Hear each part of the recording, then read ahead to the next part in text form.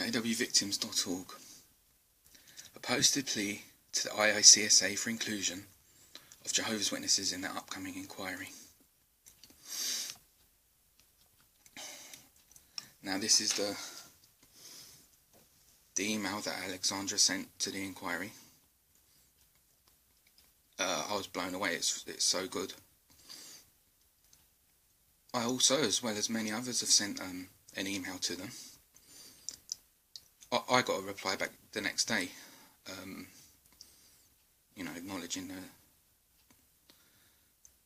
and it was like a standard reply. My email was just referring them to the BBC Radio 4 programme, and the quote in particular by Kathleen Hallisey saying that it's critical that Jehovah's Witnesses are included in the inquiry.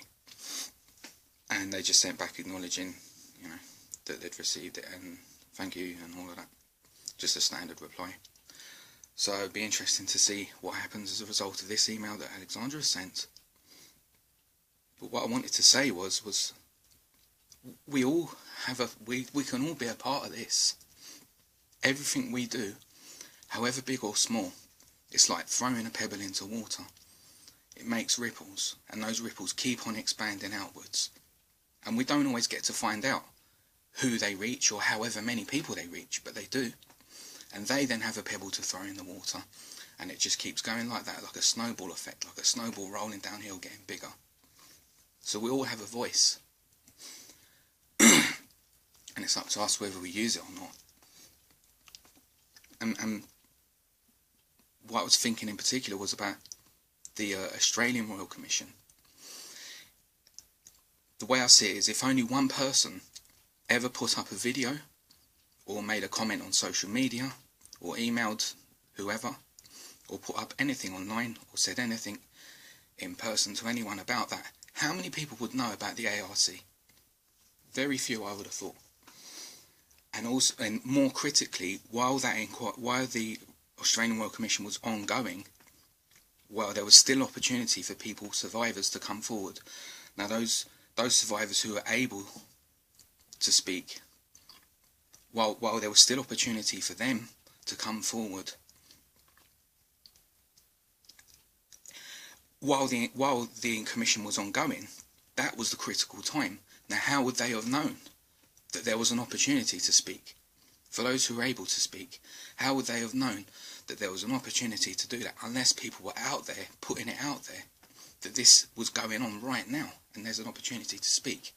It's the same thing with this IICSA, that the charity commission that's still ongoing, they're still investigating the Jehovah's Witnesses. It's still happening. So the more people that speak about it, the more people get to hear about it.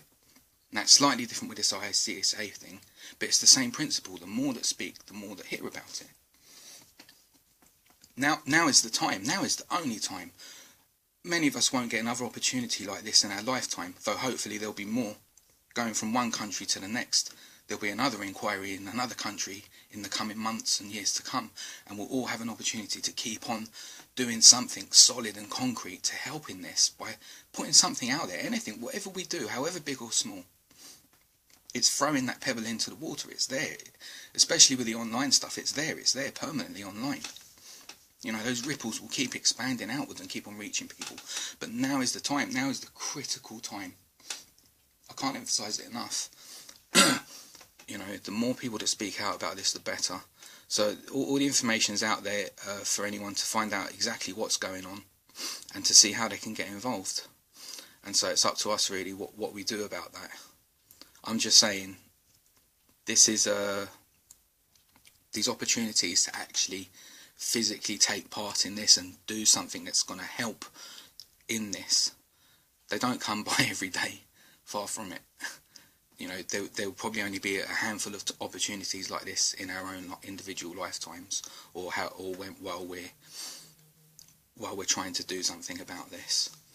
So that's all I wanted to say really. I suppose I'll leave it at that.